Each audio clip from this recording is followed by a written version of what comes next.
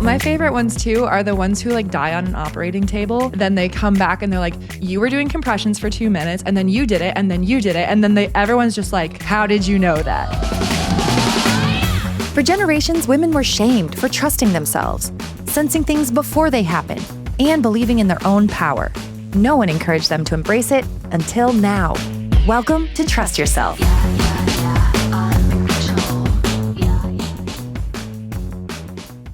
Heidi, have your kids ever asked you what happens after you die? All the time. It's their favorite bedtime chatter. Really? Well, Margot specifically, I feel like she's pretty connected to like spirits because she talks about Grandma Betty a lot, which Grandma Betty died before Margot was born. But when I was pregnant with Margot, we went to Grandma Betty's 100th birthday and she died like a couple days after that.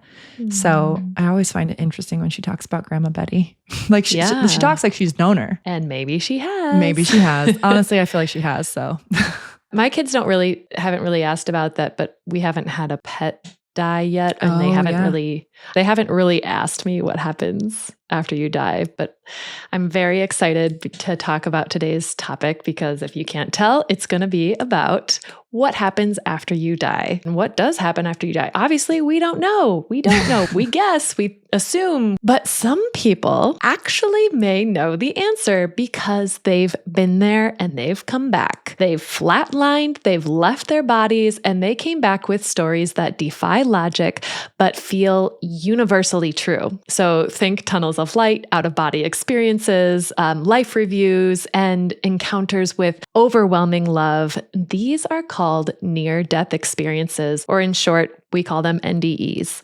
And no matter what you believe, these NDEs that are recorded, the patterns are uncanny. And today we're going to talk about these patterns, the mystery of what the soul experiences after we leave the earth, after we leave our meat suits. And why we choose to return, and some never return the same. Heidi and I have listened to hundreds of NDEs, hundreds of near-death experiences. And this has started to instill in me, I don't know about you, Heidi, but for me, it's instilled a belief that we are more than just our bodies. We're more than our titles. We're more than the to-do lists and more than this guilt that we carry. We're just here to experience something greater. And that just brings me such a sense of peace instead of anxiety. Yeah. I'll never forget the first one you sent me. It was Mary Helen Hensley. And I was just enthralled with it. And I stayed up late watching it because it was like an hour or two. I don't remember how long. It was a long interview, but everything she shared resonated with me and opened my mind and my eyes and my spirit, everything. And I just felt the shift inside of me too, realizing like, this doesn't matter. The things we think matter doesn't matter. And what matters is having this just an experience. It doesn't even have to be a great experience, but your experience on earth is what you're here for. And so you can create it to be, beautiful, but we get so focused on these other things. But yeah, they've been so beautiful to listen to and eye-opening. And I love them. I love them so much. Yes, me too. So we have been watching these nonstop. I can't get enough of NDEs. And we have written down 7 specific phases that these NDE ears, is that? That sounds great. That these people experience and they go through. And it's just so fascinating because every single person that comes on and tells their story about how they died and came back, they have completely different religious backgrounds, completely different sexualities, orientations, families, lifestyles, cultures, upbringings, wealth. They are all over the board, yet these stories are so similar in many different ways. So that's what I'm very excited to talk about today. Yes, me too. Let's jump in. Yes, go. Okay. So the first thing that people that experience NDEs talk about is, of course, their departure, the separation from their body. If they realize they're about to die, a lot of them start to accept it. And then the second that they accept it, they transition where they expect to lose consciousness, but they all of a sudden realize that they didn't. It's continuous. And there's this like pop. A lot of them talk about popping out of their bodies. Like it's just, wait, where's my balloon? but it's It's interesting because a lot of them say that they sense this detachment and they're floating above their physical body. And then they see themselves down below. And some of them either don't recognize themselves at first, or they do know who they are, but they feel no connection to that body at all. They're like, no, interesting. There's my meat suit laying there. And I love meat suit. It looks like just like a clay body, but there's no connection. And there's a realization that I continue on. Even people that are religious, that do believe in heaven, they're always surprised that, oh my gosh, I am not just my body. Yeah. And actually, I think this was pretty interesting because Sean, my husband, was telling me a story about how when he broke his hand, he had to get a bone reset and he had no medication. No anesthesia. No anesthesia. Thank you. So they set his hand in this, what's it called, Heidi? That sling thing that holds it up. Traction. It's like it pulls Yeah, it. So a traction. Yes. And then they had something else like cutting off circulation to his arm, holding it down really tight. And he said he was starting to feel completely like so much pain to a point where he couldn't take it anymore. And out of nowhere, he just pops up and he's up above himself looking down. Now, he was not dead. No.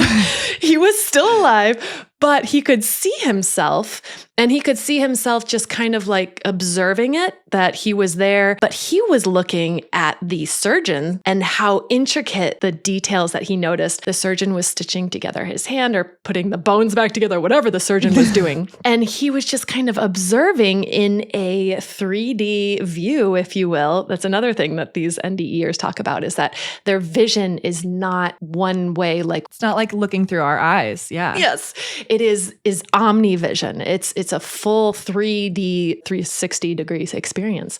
And then he said just as quickly as he was up there, he just came right back down to his body. And he's like, I don't know what that was, but it was interesting. Yeah, I'm pretty sure when you first told me this too, you were like, are you sure you didn't have any super strong medication that you forgot? Yes. And that's another thing that these NDEers face quite often, is that scientists, doctors will say, oh no, that's just the anesthesia making you think you are going through these things, or it's happening right before you die. And no, you just imagine that with anesthesia. Yet so many people actually didn't have any anesthesia or any kind of medication in their system. They just died and this happened. It's so amazing. Well, my favorite ones too are the ones who like die on an operating table and then they observe everything and they watch themselves get coded, and then they come back and they're like, you were doing compressions for 2 minutes and then you did it and then you did it. And then everyone's just like, what the fuck? How did you know that? So that's I fucking love that shit. I love it so much. There was one where a girl, she was in a car accident and she floated above her body, but then she went through a wall and she saw her family in the waiting room and she knew they were worried about her, but she's like trying to tell them, I'm okay, really, I feel great. Yeah. And she saw her stepdad getting a candy bar from the vending machine. And she's like, that's weird. He's such a health nut. He never eats candy bars. But then she told that story later and they're like, how did you know that actually happened? Was it his stress candy bar? 100% that would be a stress candy bar. I mean, if there's any time to get a candy bar when you're a health nut, that would be obviously when your daughter's in a car accident. Yeah. Yep, grab that score. Shit. I love scores.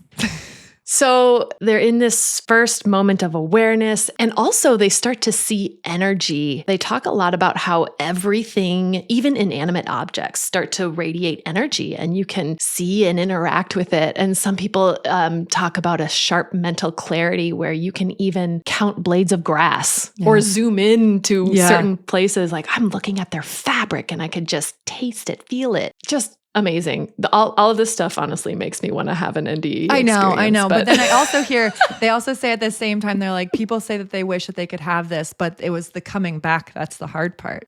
Yeah. We'll get there. Yeah. Okay. So then step 2, after they're aware of this for a little while, step 2 is the passage through a tunnel or the transition to the other side. Some people have this sensation of either being drawn through a tunnel. Some people say they're being pulled through space. They feel like they can look down, they see their city, then they see their country, then they see the earth, and they're like, whoop, I am gone. Universe. Bye. But it's often accompanied by a feeling that I'm not alone. And even when they talk about being in a dark tunnel or a light tunnel, they're usually saying it's warm and it's all encompassing and loving and it's not scary at all. And it's often really rapid movement. And all of a sudden, then boom, phase 3, you are encountering a light or a being of light or someone else. You are encountering typically a spirit guide, someone that is helping you transition to the other side. I like that they also say that they either don't have a face or it's just like a light outline of a person. Like it's not a human being like you and I would look at each other as. Yes. And they don't even talk about gender. Sometimes when they do, they say, I have a sense that it was feminine. Yeah. But it was very much, it didn't matter what it was. It was a being that was love. But yeah, it was amorphic. It was non-gender and it was just love. And then sometimes they see other people. Sometimes they see other family members. Yeah. So the spirit guides are there. They're described as really helpers that have been there throughout your entire life. And spirit guides have helped you plan this life. Yeah. So they're with you to plan your karmic debts, your karmic lessons. They're like your spiritual architects. Oh, hello. I want to be a spirit guide when I pass over. You will be. Can I plan this for you? Yes. Yeah. And then they also see family members. Not all of them talk about this, but there are moments where they're like, immediately, I knew that was my grandpa. I knew this was my dad. And they have a lovely reunion. There was one NDE, actually, there were 2 that I listened to that did talk about having a really difficult experience first. Heidi, I don't know if you listened to these, but there was one woman, her family was very Catholic, and she said, I never did anything wrong. I was so good. I followed all the rules because I was terrified I would go to hell if I died. And guess what? She had a horrific experience, an NDE that was very scary at the beginning, but there was always this sense that there was this other being with her. She just didn't understand it. And what happened was eventually she was able to break free from that the second she realized this is not where I belong. This is not me. So boom, she's out of there. She meets their spirit guide. She said to her spirit guide, why did I go to hell? I didn't do anything wrong. And he said to her, you created that. Your fear created this. You were so worried about who you were that when you passed on, you thought you deserved to be there. And that's just heartbreaking to me. And also, it makes me worried. Like, I hope I don't do that to myself because I am also so guilt-ridden and so shamed. But you'll snap out of it real quick if you do.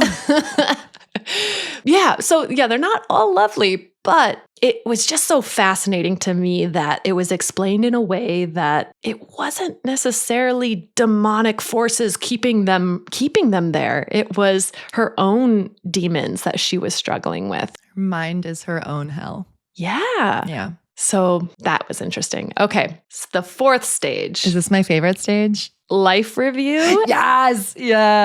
That's so fascinating. That's your favorite stage because this is my least favorite. I guess it's my favorite to like learn about because I'm most curious about it because it's something that I have heard in nearly every single NDE we watch. Yeah, and it's so cool to hear them explain it as I'm reviewing my own life and I'm the one judging myself. There's no ultimate judgment from a God that is punishing you for anything you do wrong. That's never explained that way. It's usually explained as kind of you are punishing yourself again by you watching the things that you have done to hurt others and re-experiencing it through their lives, through their eyes. And you feel their pain tenfold. Yeah. Well, and the thing that is also interesting too is I've heard one where she was like, I had no idea I inflicted this kind of pain. I had no idea that my action, that one thing caused this to happen. And it was all that like pain and hurt and suffering. But then as soon as, because then, you know, you're now feeling, your soul's now feeling all this. But then as soon as you feel like it's too much, and as soon as they surrender and they're like, I can't take this anymore. I'm sorry, it snaps right? And then it starts to show all the positive that you've spread through the world, and like the ripple effect, and that one person that you saw on the street and you said, hey, I like your shoes. And then it made their whole day. You feel that too. So it's all those teeny tiny little interactions.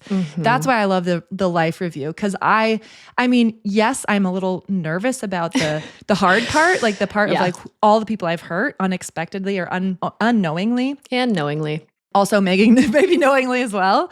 But also I'm excited to know how many people I've touched that I had no idea. Yeah. They talk about even when you smile at a baby in the grocery line, that just emanates love so much stronger than anything that you could do to hurt someone else. So I do love that. Yeah, they start with the negative, but then they sprinkle in this positive, and you're like, okay, it was okay. I saw one guy who, like, when he died, he was like, I knew I was a bad person. I was not a good person. I was mean. I was awful. And with his life review, it got so heavy. And then he surrendered. But then he saw all the good, and he was like, I was shocked at how much good I actually did too. Because he's like, I had no idea. He thought he was just a shit person. And so just knowing that there's always more love than hate or negativity, no matter what. And there's no one sitting there with a rule book saying, you go this way or this way. You are naughty or you are good. You're doing that yourself in your head. And also, sometimes when I listen to these, I think about when I get hurt by others, and I sit there, I'm like, I hope this shows up in your past life review about how sad I am right now. I do that all the time. Every time that I get like really hurt or something happens, I'm just like, you just wait till your past life, or you wait till your life review. You'll see. You'll all see. You'll know how I was feeling. Oh God. Okay. And then the next stage, what am I on? 5. Stage 5 is all about learning, insights, transcendent realms. So this is when they start to talk about moving around in this world. And they all talk about communication being telepathic, nothing spoken, but it comes as like an instant thought, but it doesn't come as just thought. It's like thought, feeling, taste, textures, all of it all at once. And the second you have a question, your spirit guide or God or universe will answer as just this thought that is ingrained in you. Like a download, right? That's what we call them in the real world, in the realm of Earth. Earth realm. Yeah. And a lot of them talk about experiencing timelessness. Some people say, I feel like I could have been there 3 minutes or 3 years. I don't even know. There was one I remember vividly too, where he was like, I went to school there for 3 months. Like he was in like a soul school. For 3 straight months, but it was like he was in a coma for a week or something. Yes, and that unity and profound knowledge and understanding that they gain while they're on the other side. I like how they talk about at this time that they realize they chose to come to Earth to learn more than they could ever learn as a soul because, I mean, let's face it, Earth is freaking difficult. It's hard. And you can't experience that kind of growth, that soul growth, if you are in a realm that is all loving, all encompassing good. You actually have to experience hate to know what unconditional love is. Yeah. That is mind blowing to me. But you have to experience the good and the bad. If it's just all good, it's almost like how we say you don't grow inside your comfort zone, right? Like if you're in your own bubble of love, you're not growing. But as soon as you push and you're starting to feel uncomfortable, that's where you grow. Wow, that makes a lot of sense. So the schools that they do talk about, a lot of them refer to them as libraries. Oh, yeah. They go to the library, is it Akashic Records? I don't know, Akashic, whatever. Akashic, where you have every piece of information you could ever possibly know in this one library. And you could ask a question and it'll be answered. You could learn about different religions. You can learn about different universes. Yes. Aliens are real, people. They are so real. Can't wait to do an alien episode. Absolutely. But I do think it's quite fascinating the amount of NDEers that say that they've been shown other worlds. And that's so hard for some people to wrap their brains around. There's one that explained physically being pulled through the universe, looking at different worlds and different beings and sensing it through sound and feeling. And then when they went back to Earth, they saw that the sound of Earth was quite sad and depressing. So we need to try and change that. Yeah, I feel the shift, but yeah, we don't treat Mother Earth like our mother. Well, maybe we do treat her like our mother, which means we don't treat her very well. So maybe we need to treat her a little better. Maybe like our grandmother. We wouldn't be mean to her.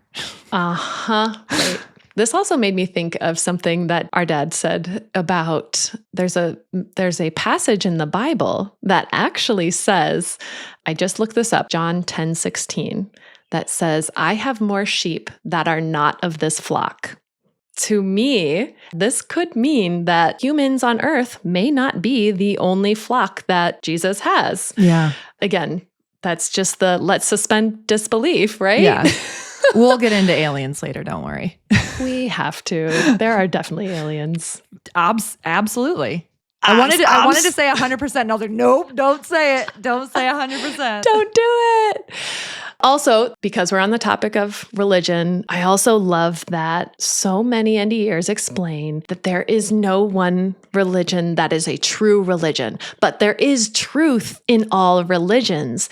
And the important thing is that when people use these religions to get a higher sense of self, a way to encompass love, that's the important part of religion. It should not be used as a way to instill guilt, shame, a sense that others are wrong. That's dangerous. And that's when wars start. I mean, any of the negative energy, right? Like it's just, it's hard to not have a little bit of dark in anything because we're human, right? Right. But yeah. And it all of those religions come down to one thing, and that is love. That is unconditional love that we can't even begin to explain or understand, even as parents. Like you think you understand it, but hearing these NDEers, they just say there's a love that we can't even describe. We don't have the words to describe it here on Earth. I think that's one of my other favorite things about every NDE. There's always something that they're just like, I just don't have the words. It's usually for the beauty that they see or the way that the light is. And it's like, it's not light how we normally see it. It's not just a rainbow. Yes. It's something I don't have the words for. That's right. They also talk about seeing colors that we don't see. This is proven in science that there are colors on the spectrum that we can only see a tiny little sliver. There's so much more light that we cannot see. And I just can't wait to see what those colors are. Okay, so confession.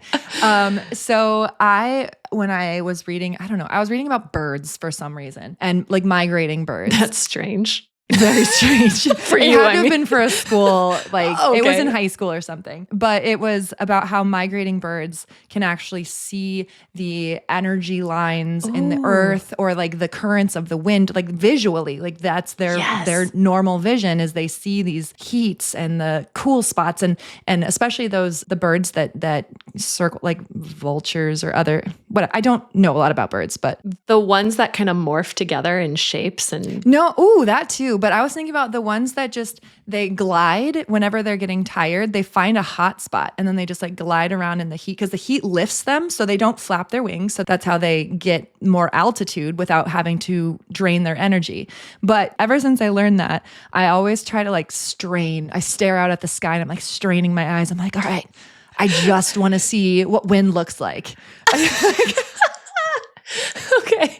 Well, that can be the first thing you ask. You can ask your spirit guide when you pass over. I want to see what wind looks like. Well, I want to be able to see it in this lifetime. So I feel like I fear I have to be on some sort of drug for that to happen.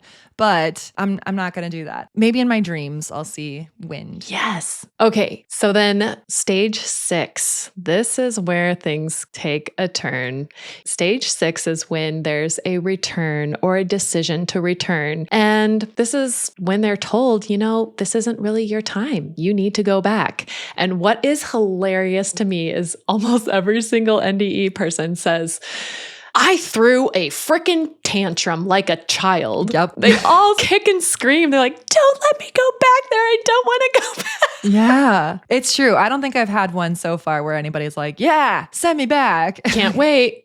Yeah, nope. They very much wanted to stay in a realm of unconditional love. Yeah, there's a huge feeling of reluctance to return to this physical life. And then they're just eventually they're like forced back into their bodies, and they all describe it as this falling or a shock and sometimes painful entry, like being squeezed back into a shoebox. Yeah. Somebody described it as the genie, giant power, itty bitty little living space. Yes. I mean, it makes sense if you think about your spirit being like this bright light and light can just stretch out forever, right? And then now we're getting squished into this meat suit that has walls of skin and bone. Yeah. And it happens just as quickly as they pop right out. They pop right back in. And then stage 7, the last stage, is actually the reintegration and the after effects of this life transformation. A lot of them say they fall into depression. You would think that this is kind of like a great thing. Like an awakening. Right. Because they want to go back. And a lot of them say, how should I live now? How do I live now that I know what is after this? Yeah. I mean, I've also heard them say something like, this life is like it felt meaningless now. It's like, well, nothing I do here matters. I just want to get back to there. But then they remember the teachings that they got. And those are kind of one of my favorite things to learn about or to hear about too, because that's kind of where everybody's experience is a little bit different. They talk about choices, how important choices are, how important your thoughts are, how important your thoughts about other people are, and how even just like thinking something negative about somebody, even if you don't say it out loud, it still gives them that energetic ding. You'll see it later. But don't feel guilty if you do it. No, don't feel guilty. You'll just see it in your life experience later, or your life review later. Usually after this, yes, there's some sense of depression, but eventually there just becomes a deep peace. And because there's a reduced fear of death, and then they shift it into this positive emotional experience where they think, okay, well, now that I am here, what can I do with this life that can help others to know that this isn't it? So a lot of them they increase their spirituality, they become more compassionate, they lead with purpose. And some even have, a little bit more psychic abilities, a little bit more in tune with their intuition. They can hear things, see things, sense things that they couldn't before because they've just been awakened to what we are at our core. And I feel like that's why we want to have an NDE. So bad. But at the same time, we can learn to do that ourselves. So you don't have to die, everybody. Don't go out and try to have an NDE. Don't have to have a water skiing accident. You can just meditate instead. But I love hearing about these experiences because it's really helping us to understand you don't have to die to remember who you are. Maybe they did. Yeah. But they came back to remind us who we really are.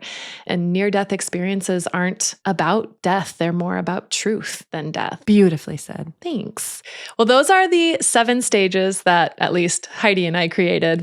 From our thorough research of hundreds of YouTube channels of NDEs. That's how we have categorized everything that we have heard thus far. But if you've had your own experience, please write to us. Let us know. We could read your story on our podcast, or maybe we can even have you as a guest and we could talk about it real life. We'd love to. We would love to do that because obviously we're obsessed. Yes. Can't get enough of it. I'm going to reach out to Mary Helen Hensley and see if she wants to come on. Please do. So Heidi, should we do our Trust Your Tarot for the week? Okay, so we are doing our weekly reading where Heidi is going to pull her tarot cards and tell us what energy we need to bring with us this week and take what resonates with you.